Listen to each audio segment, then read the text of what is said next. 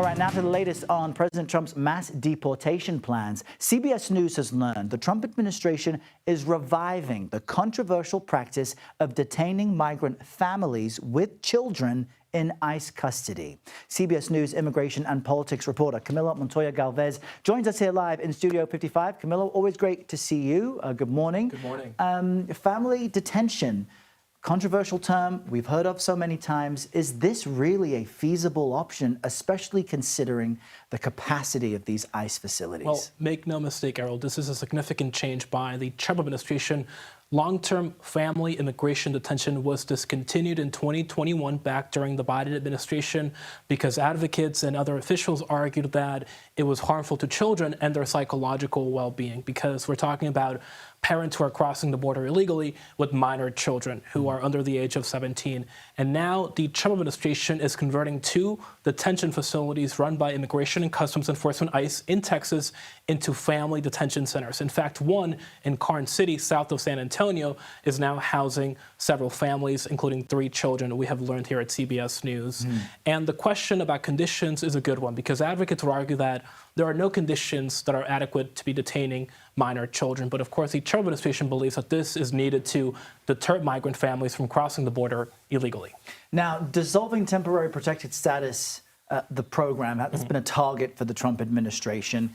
And how might that, though, impact Ukrainian refugees? Because so many of them are also in the U.S. under that protection. It's a critical question. Just to level set, back in 2022, when Russia invaded Ukraine, the Biden administration set up a program known as Uniting for Ukraine that allowed Americans to sponsor the entry and the arrival of Ukrainian refugees fleeing that conflict. And hundreds of thousands of Ukrainians came under that process. That program has since been suspended by the Trump administration, and the administration is considering ending it and potentially revoking the legal status of the individuals who came under that policy.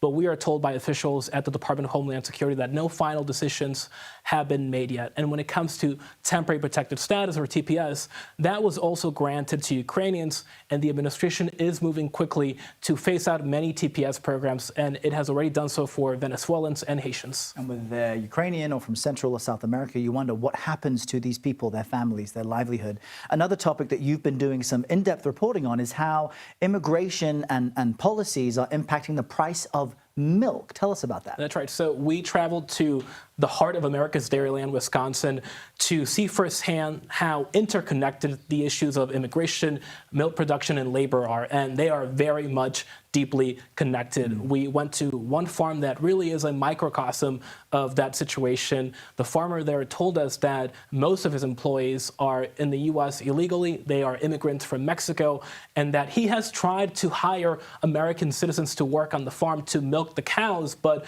none have showed up to apply for that job. And so he has to rely now on undocumented immigrants for labor. And we posed him the question, what happens, Errol, if all these people who are working on your farm are deported as the Trump administration would like? And he said he would go out of business immediately. It's another example of these employers saying they would hire Americans if Americans would take those jobs. I'm eager to see more of your reporting. Camilo Montoya-Galvez, great to see you. Thanks, Errol. Thanks for this. And to learn more about the connection between immigrant workers and dairy prices, watch CBS Reports. It's a new documentary, The Price of Milk, premiering Sunday on CBS News 24/7 and on Paramount+.